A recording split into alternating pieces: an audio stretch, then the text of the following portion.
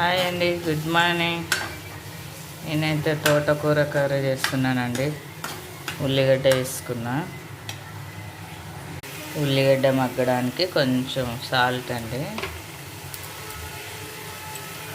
ఇప్పుడు పసుపు వేస్తున్నానండి.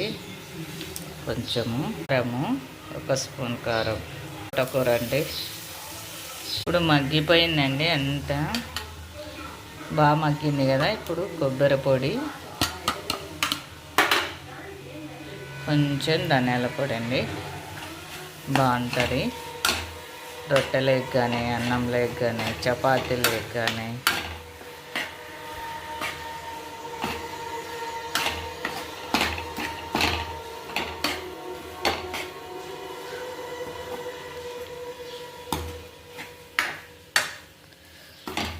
అంతేనండి, ఎంత టేస్టీగా తోటకూర కర్రీ.